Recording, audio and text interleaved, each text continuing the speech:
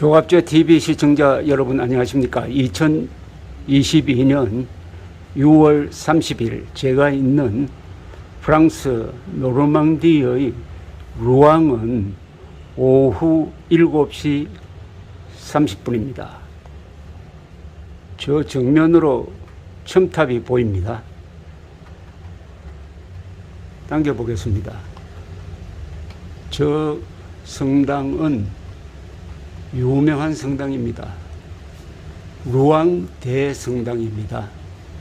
루앙 대성당은 12세기부터 16세기까지 500년에 걸쳐서 건축된 대성당으로서 인상파 화가 모네가 연작으로 그린 그림을 통해서도 유명합니다. 저 첨탑의 가장 높은 위치는 지상 151m입니다. 한때 세계에서 가장 높은 성당이었습니다. 그러다가 1880년에 독일의 쾰른 성당이 157m를 기록하면서 지금 현재로는 세계에서 세 번째로 높은 성당입니다. 이 루앙이라는 도시는 아주 점잖은 도시입니다. 품위가 있습니다. 노르망디 공국의 수도였다는 역사적 권위가 있습니다. 그리고 여기 오면은 영국 냄새가 나기도 합니다. 영국 사람들이 백년 전쟁 때도 그랬고 노르망디 시절 때도 그랬고 이곳을 수백 년 동안 통치한 적이 있습니다. 그런데 이 여행을 하다가 보면은 우연찮게 아주 놀라운 사실을 발견하고 정말 기분이 좋을 때가 있습니다. 제가 지금 들어있는 이 호텔은 레디슨 호텔입니다. 아주 새로 지은 호텔입니다. 그런데 저 옆에 호텔 옆에 이런 바로 옆입니다. 창문을 열고 지금 제가 보여드리겠습니다. 이런 구조물이 보이는 거예요.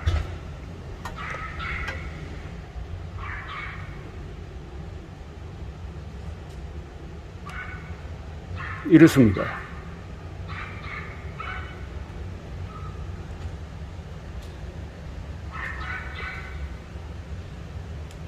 창문을 열고 지금 보여드리고 있습니다. 아주 둔중한 원추형 돌 구조물인데 이게 뭘까요? 이게 뭔지는 제가 투숙했을 때는 몰랐습니다. 오늘 오후에 루앙 시내를 돌아다니면서 루앙 대성당도 보고 잔다르크가 서기 1431년 5월 30일에 화형된 장소에 갔습니다. 거기서 잔다르크의 아주 비장한 생애를 이야기를 듣고 돌아와서 바로 이 건축물 앞에 있는 설명서를 보게 되었습니다. 그 설명서에 이렇게 쓰여져 있었습니다. 잔다르크가 1441년에 화형되기 전에 여기서 투옥 생활을 하면서 고문을 받았다는 겁니다. 바로 이 건축물은 그러면 족보를 좀 따져야 되겠습니다. 13세기에 프랑스 왕이 세웠습니다. 그러니까 막루로도 쓰이고 방어 시설이 되기도 하고 감옥으로도 쓰였던 이 건물 어디에 잔다르크가 포로가 돼가지고 신문을 받았다는 겁니다. 바로 이 장소입니다. 그 건물이 그냥 살아 있습니다. 지금 어마어마한 중량감을 주고 있습니다. 잔다르크의 생애에서 가장 결정적인 장면이 바로 이 건물에서 일어났습니다.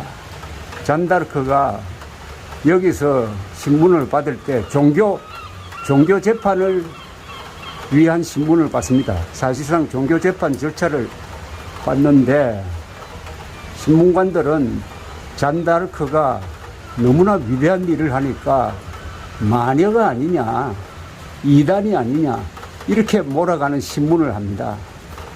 그러나 잔다르크는 당시 나이가 19살이었습니다. 그리고 글을 모르고 문맹자였습니다. 그런데도 답변을 아주 잘했습니다. 감정에 빠뜨리려고 종교 신문관이 이렇게 묻습니다. 자네는 주님의 은총을 받은 적이 있느냐? 이거 말 잘못하면 완전히 만회가 되는 겁니다. 거기에 대해서 잔다르크가 이렇게 명답을 했습니다. 하나님의 은총을 받지 않았다면 하나님께 은총을 내려주기를 비오며 만약 받았다면 더 많은 은총을 내려주시기를 바랍니다. 이렇게 얘기했습니다. 그때 만약 유도신문에 걸려가지고 잔다르크가 은총을 받았다고 하면 그건 완전히 이단입니다. 사칭이 되죠. 안 받았다고 하면은 안 받았다고 해놓고 왜 받았다고 했느냐 이렇게 또 사기꾼으로 몰리게 생겼습니다. 그러나 잘 피해갔습니다. 그럼에도 불구하고 결론은 다 정해졌기 때문에 화형을 당했습니다. 그때 나이 19이었습니다. 자, 그러면은 잔다르크가 왜 화형을 당했느냐 마지막 부분부터 설명을 드리겠습니다.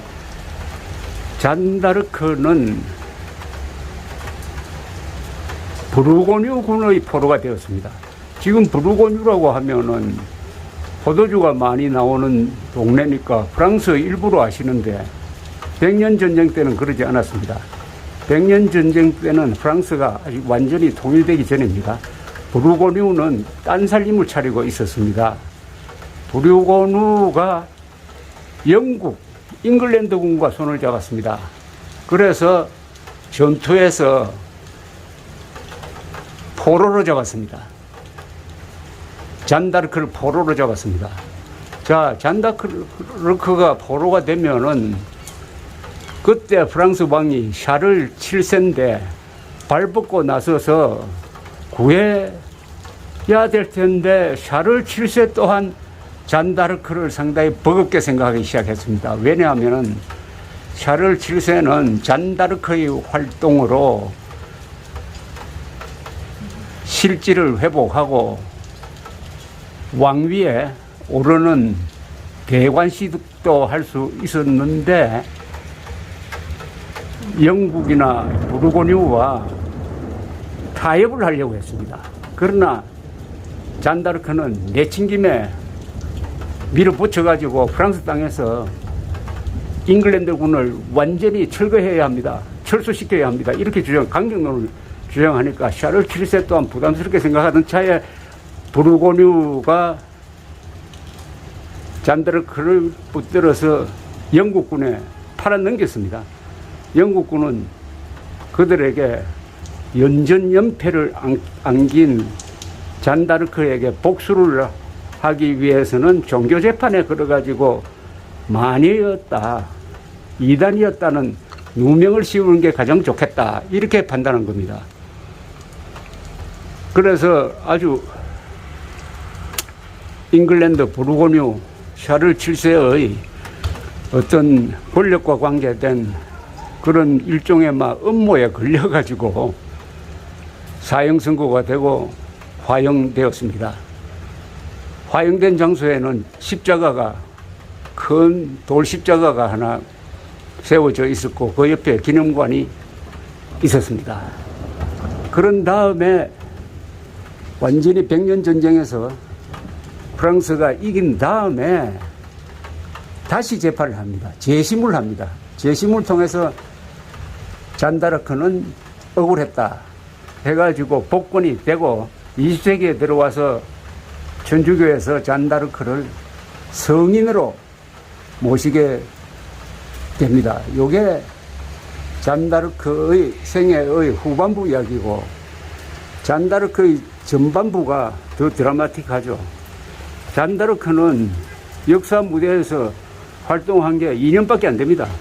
17살에서 죽을 때까지 19살이었습니다. 전쟁에 대해서 전혀 관심도 없고 정치에 대해서도 관심이 없었는데 17살에 천사의 계시를 받았다.